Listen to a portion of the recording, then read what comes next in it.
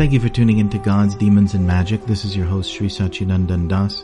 We're continuing our exploration of the Egyptian mysteries by Iamblichus. And in this ancient text, the Egyptian priest Abaman is answering the questions of the Greek sage Porphyry. Porphyry had asked about the nature of the planets. In many ancient traditions, the planets are considered to be gods, directly gods. They're floating up in the sky. And yet we understand, as we've spoken of in previous podcasts, that the bodies of the gods are considered to be made of ether. And ether being sort of like the winds that blow in outer space and the winds that move the planets themselves, as well as the winds that blow within the heavenly realms. And these winds are considered to be like sort of a light or bright, shining element that has a bluish tint to it. So when the ancient Egyptians or the ancient Greeks looked up into the sky, they would see the sky was light blue and shining in the daytime, and they believed that you're looking upward through our own atmosphere into the realm of the gods, where this bluish and bright, shining element known as ether exists. Then at nighttime, the goddess of night then pulls a veil between our realm, between our sky, and the realm of the gods or outer space, and sort of blocks out the realm of the gods so that you can no longer see it. And then in the morning time, the god of the day then disperses with the coming of the sun, that veil of night, and you can again see the realm of the gods shining in blue. And so the bodies of the gods are considered to be made of this element, the shining, brilliant blue element. And Abaman actually mentioned something interesting, that the bodies of the gods, they're not composed of organs. There's no pumps, and there's no veins and heart or liver, anything like that. There's no mixture of various elements. They're just made of one particular element, which is this ether.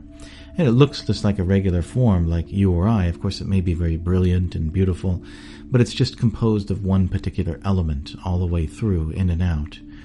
And so, they have these ethereal bodies, and yet Porphyry's asking, what about the planets? We can see them up there in the sky. These appear to be physical objects, made of the various elements, and that's, of course, confirmed by modern science, right? It's made of rocks and things like that. So how are the planets gods when they're simply made of earth and different elements like this? I mean, after all, you can see them, right? So again, Abaman reiterates that the bodies of the gods are different than our bodies, that just we may be trapped within our bodies and our consciousness limited by our human form, and we're in a sense imprisoned within it, but the gods are not within their bodies. The gods are a kind of spiritual essence or divine essence which pervades the universe. And when you see the body of a god, they're not within that body. Rather, that body is manifest sort of like from the field of energy that is that god. And, that body is them, but it's simply a manifestation of their energy, which is all pervasive. And as we've mentioned before, the gods can have a certain frequency of nature. You can tune into that frequency by offering prayers and ritual prayers. And in this way, the gods can hear things, and they can extend their consciousness throughout the universe to those things at which they are lords over, or you might say by the divine will or divine plan, they've been granted lordship over a certain aspect of nature, the god of fire or the god of the oceans or something like that. And so that ocean or that fire, it's part of their body. Their consciousness extends to it, just like our consciousness extends throughout our body, from the tips of our toes and our fingers to the top of our head. So similarly, the bodies of the gods, it's sort of like distributed throughout the universe into the various aspects of nature. And so when you see the body of a god, like if it were to appear to you in a room or something like that, shielding your eyes, or you would feel incredible purity, you would feel overwhelmed by their divine consciousness. You'd feel extremely purified. And that they're not limited to that body. Rather, that body is just a manifestation of their power. And Abaman answers that the gods are always facing the divine. They're always in a mood of prayer and reverence and sort of focusing their consciousness on the divine, which is the source of all their powers. And because of that, all the manifestations which pervade the universe and of which those gods are lords of, and which are manifestations of those gods, such as the planets, they're all in harmony with the divine will. So because the gods are religious and the gods are looking upwards towards divinity, so the whole universe is brought into order with the divine will. And we ourselves, by looking upwards towards the gods or directly towards God, are also brought similarly into harmony. And the planets themselves, they move along their own path. Like the gods don't have to sit there and steer the planet or even superintend it. It's all sort of moving in harmony with the divine will, moving in its orbit. And because the God, his consciousness is focused on the divine. So he's so absorbed in sort of transcendental consciousness or in meditation on the divine that the planet automatically moves in harmony with the divine. So it's kind of like God and God's will can work through the planet because the God in charge of the planet is fully in harmony with God's will. And therefore the planet sort of moves according to the will of the divine, and the God doesn't have to sort of watch over and make sure that it does. So you could extend this to other aspects of nature, like if the nature sort of moves harmoniously with the will of God in general, because the gods are focused on the divine, and it just sort of happens in a natural, sort of mystical way. They don't have to sort of get down, like you said, like the Wizard of Oz is pulling levers and things like that. No, they just meditate on the divine, and then everything moves in harmony with the will of God, and everything is sort of orchestrated together in unity and in perfection. And just as our bodies may, they may get in the way of our desires. You may get sick, or there's so many different problems. You'd like to be beautiful, but you're not. But with the gods, that's not the case. Their bodies, as well as the planets, they don't get in the way of them. They don't cause difficulties for them. So it's really not a question of the planets sort of being in disharmony with the will of the gods, or the gods have to somehow, grapple with the planet and keep it in control. It just happens naturally. And Abaman mentions that all things are ultimately manifestations of the One. Sometimes we think, the ancient Egyptians were polytheistic, or they're worshipping many different gods, or the Hindus for that matter. But from their perspective, there are these different gods, but there's also one supreme God, transcendent to matter. And all the various gods are different aspects of his energies. And they're empowered by him to essentially manifest and control the world on his behalf. But ultimately there's only one God, and everything that you see and experience, including the gods, are nothing but his powers and energies. And in different traditions, especially in India, therefore they acknowledge the existence of the gods, but they don't worship the gods, they worship the source of the gods, or the source of the energy, namely the one Supreme Lord. And also it's likely that the Egyptian priest Abaman similarly understood the one transcendent God to be Amun. So within the Egyptian tradition, Amun is a one transcendent person. He's beyond matter. He doesn't exist within the world, and he's above all of the other gods. And similar in the Christian or Muslim or Jewish tradition, that you have God or Jehovah, who exists beyond matter, of which this world is a manifestation of his energies. Or you'll find within the Indian traditions, Vishnu.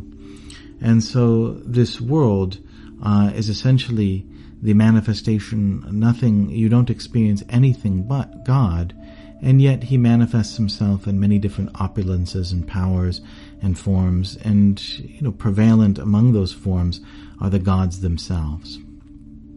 And just as you might see a stained glass window, in the nighttime when there's no sun shining, it looks very dark and dead, and you don't see anything. But as soon as the sun shines through it, you see all sorts of beautiful shapes and forms. So similarly, the world itself, is considered to be illuminated by the light of God, or the light of the absolute truth, or the one, or the good. That bright light is shining through everything. And because everything is illuminated by it, therefore we're attracted to it, and it's very beautiful, and the world has life.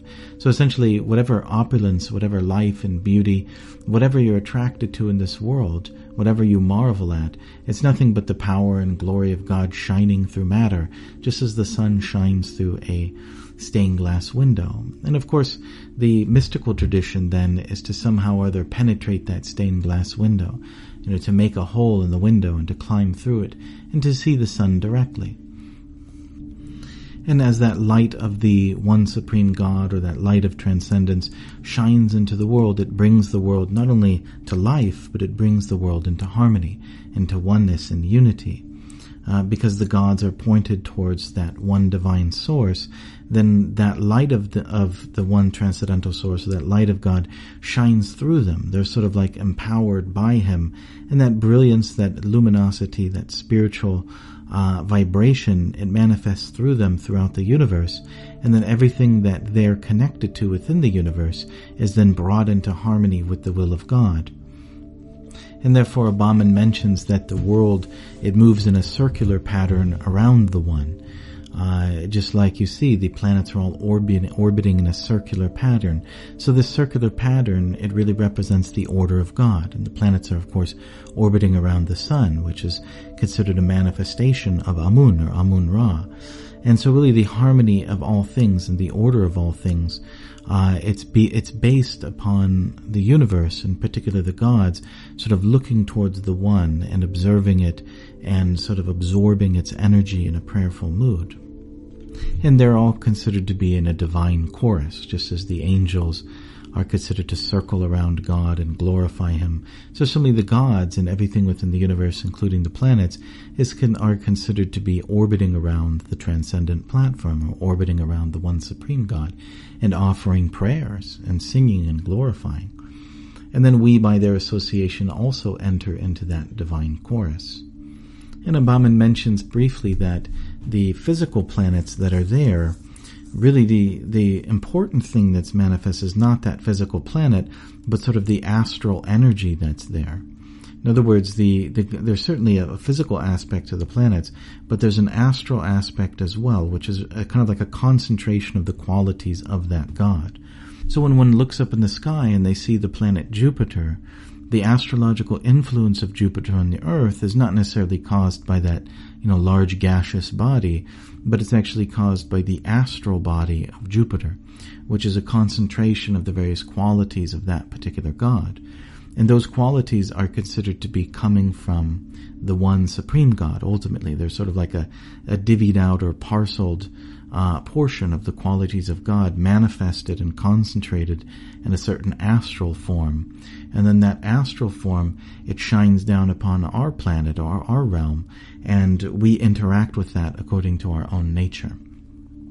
And it's very interesting because in Vedic astrology, of which I'm somewhat familiar, in the Surya Siddhanta in ancient texts, it actually mentions not only how to, find the particular planet in the sky using mathematics, but where its astral body is located as well, which is sort of like right next to the planet or nearby it. So it also locates the astral centers up in the sky, and they're not directly on top of the planet. And Porphyry also asks that if the planets are gods and the gods are all good, how is it that the planets have negative influences on the world in terms of astrology? You have bad planets like Saturn and Mars, good planets like Jupiter and Venus, and they do, the planets are causing positive and negative effects on people's life. So how is it that good gods can cause bad things, right? And so, this is a very good question. And so Abaman answers that the gods are good, and the gods are unchanging. It's almost like that astral planet up in the sky. It's shining out with a certain radiance, just like the sun has its radiance, and it's always consistent. It doesn't change its influence, always shining out the same energy. So similarly, say the planet Jupiter, it's always shining out Jupiter energy, just like a star or a sun. And that doesn't change, and it's always there consistently with its qualities. And yet when that light hits us on this planet and enters into, you might say, our astral body, it becomes refracted and shaped into our particular destiny. It's almost like you have these kaleidoscopes, like you take your kaleidoscope, when you're a kid, and it almost looks like a telescope, and then you hold it up to the sun and you look in it, and when the sun's light hits the kaleidoscope, it changes into all different shapes and colors. And as you move the little wheel, all these shapes, they form these beautiful mandalas, right? Rainbow mandalas right there in your hand. And so it's kind of like that, you have the light of the planet, just like the light of the sun, shines down upon you, and it's the same radiance that hits everyone, and yet we're all holding our own kaleidoscope, and that kaleidoscope is our own personal birth chart, And so when that light enters into sort of our conditioning and becomes refracted and bounces around, within our astral body, then that gives us our particular destiny. And so the nature of human beings, according to Abaman, is that we're inharmonious, we're imperfect, we're not in harmony with the divine will. And because we're not in harmony with the divine will, due to our choices that we've made, etc., it's like we become refracted receptacles of that light. And all the light of the planets, as it hits us, it sort of bounces around, becomes misshapen within our own disharmonious nature. And so that is what actually causes the suffering, not the gods themselves. So, for example, you might have the light of Mars. This is the example that Abaman gives. So that's a very impulsive energy, right? And it's shining down onto everyone. But when it enters into your particular astral body, sort of into the scaffolding, the construct of your personality, then it bounces around within that kaleidoscope, and it's manifest within you as a certain tendency. So you'll be impulsive in a certain way. Say, for example, your astrological chart is such that Mars is in your third house, and he's aspected by Jupiter or something like that, then that impulsiveness will manifest in a very positive way. It'll be positive to you and positive to others. Mars in the third house would be, you're very strong and directed towards your goals, and you want to somehow or other, through learning and through experimentation and through being courageous and forceful with your will, you're going to develop yourself into something wonderful, something great. And with the influence of Jupiter, it'll be kind and generous to others and not in a way that's harmful to others. It's like the individual that wins the race or wins the competition, but then gives the trophy over to somebody he feels deserves it more or something like that. So in this way, that impulsiveness, that sort of competitive nature, that intensity that actually becomes manifest in a positive way in one individual, whereas then you can have, Mars manifest in a negative way in someone else's chart. It's the same energy, but it's refracted differently in that individual due to their constitution. And therefore, they may become belligerent or violent or aggressive or even suicidal. That sort of aggression can be turned into a very negative thing. And so it's not due to Mars, it's due to how we receive the energy of Mars, and we all receive it differently. And this is very much in line with, in Vedic astrology, the planets, although they're classified as malefic or benefic, some planets are good, some are bad, they're understood to not really be good or bad. They're just the sort of like the divine qualities of God, ultimately. And, you're getting a certain experience from them. And the benefic ones will give you that experience in a way which is very gentle and kind. That's like Jupiter and Venus and Mercury, if nicely positioned, and a moon, which is waxing, and if it's nicely positioned. All of these planets will give you a certain experience in a way that you enjoy it. And then the malefic planets will give you an experience in a way that you have to struggle for it, or you have to work very hard for it. There's suffering involved, but they can also give you the same experience. So say, for example, you have, a benefic planet like Jupiter, Venus, and it's in a very bad place, like say Jupiter in the 6th house or Venus in the 6th house. That can cause someone to become obese, and have various difficulties, diabetes and things like that. Whereas, Venus in the 6th house, that's Jupiter. Venus in the 6th house can cause someone to become an alcoholic, depending on other factors, right? But because they're benefics, that experience will be a joyful experience. Who doesn't like to eat, right? Who does, people like to drink alcohol because it's pleasurable. So you're destroying yourself and you're harming yourself, but it's a pleasurable experience. Whereas you can have malefic planets like Mars or Saturn, they can be very nicely positioned in your chart. Saturn in the 10th house and Libra exalted. It's you have to work very, very hard, and he makes you fight and struggle and suffer. But in the end, you end up being very, very successful. like you attain things that no one else could even imagine. So, but it was a very hard road. So it doesn't so much depend upon the planet as much as how it's positioned in your particular chart. The only difference being that some planets give things in a way which is pleasurable, whether it be good or bad, and other planets give things in a way which indicates hard work and suffering, whether the results be good or bad. Bahman offers us a couple analogies to understand this. He says that just like some people they can't handle the sun. They may have a disease or something like that, which makes it very hard for them to be in the sun, but you can't blame the sun for that. Or we might say in a more modern way, you can't blame the sun for your sunburn, right? It's like you have your own skin condition, and if you decide to go out and sleep in the sun or something like that, you're going to get burnt. So it's your own constitution which is causing the burn, not the sun. The sun is there steady and untouched, uninvolved, just sort of like emanating its rays in which we all share, and yet we all have a different experience of those rays according to our constitution or our nature. And Bahman wants us to understand that the suffering and misery we undergo, it's due to our own disharmony with the divine will. He says that just like you have people dancing together, like say for example in a waltz, you have 20 different couples and they're all moving together in step with each other in a big circle, and they're spinning around and everyone's in harmony with each other. It looks very beautiful.